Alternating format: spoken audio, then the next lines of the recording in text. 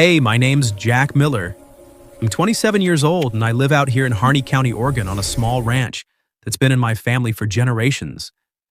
It's not much, just a few hundred acres of rolling hills, a barn that's seen better days, a herd of about 50 sheep, and a handful of cattle I let graze on the open pastures.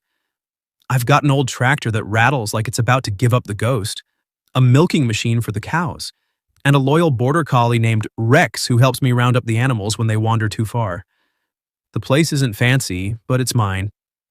My dad passed away 3 years ago in a freak accident with the hay baler, leaving me to handle everything alone. No siblings, no extended family to speak of.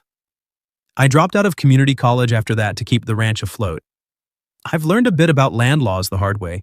Nearly lost a chunk of the property to a boundary dispute with a neighbor last year, so I know my way around basic deeds and contracts now. Life out here is quiet, predictable. I wake up before dawn, check the fences, feed the animals, and spend the afternoons fixing whatever's broken. Evenings are for paperwork, or just sitting on the porch with a beer, watching the sun dip behind the Steens Mountains. I don't have a wife or kids, never really made time for that.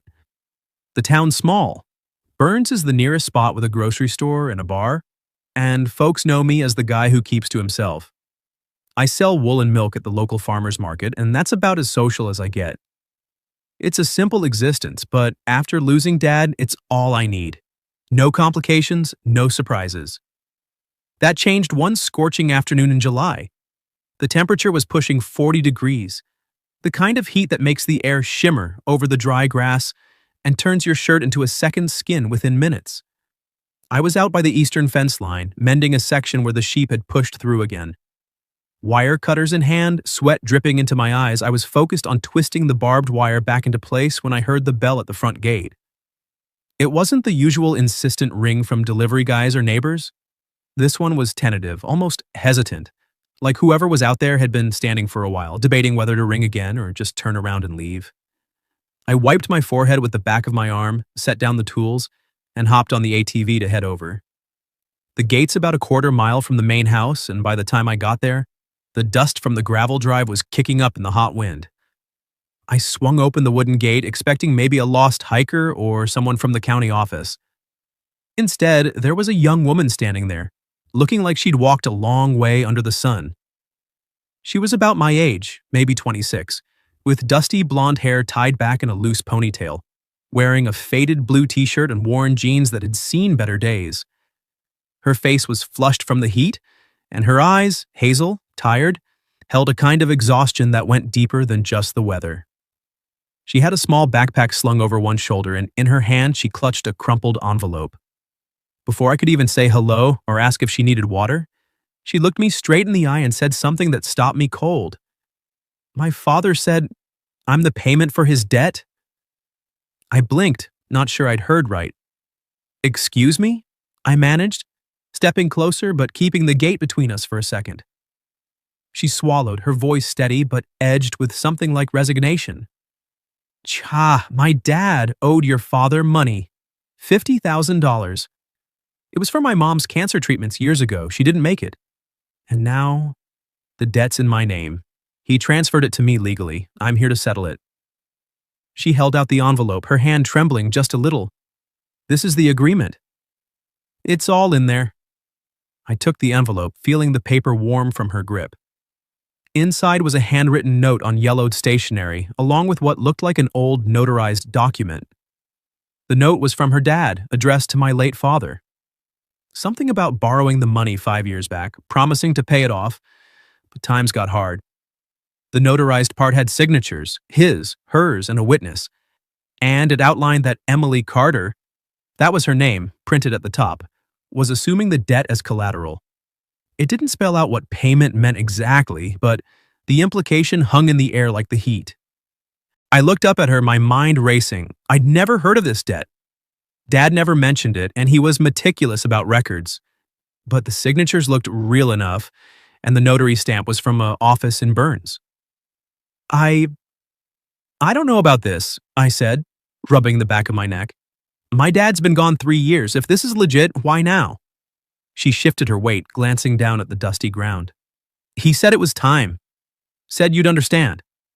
I don't have the money, but I can work. Whatever you need. On the ranch, in the house, I'm strong. I grew up helping on farms back home. Her voice cracked just a bit at the end, but she straightened up like she was steeling herself for rejection. The sun was beating down and she looked like she might pass out any second. I couldn't just send her away without figuring this out. "Come inside," I said finally, opening the gate wider. "It's too hot out here, we'll talk." She hesitated, then nodded and followed me up the drive to the house. Rex came bounding over, sniffing at her curiously, but she knelt down and scratched his ears without fear, which told me something about her.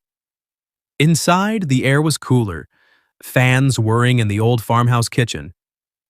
I poured her a glass of water from the fridge and set it on the table, along with some leftover biscuits from breakfast. She drank gratefully, but her eyes kept flicking to the envelope in my hand.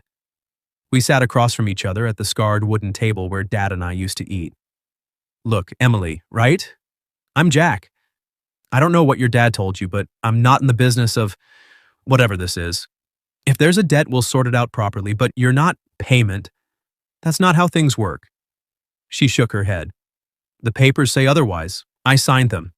It's my responsibility now."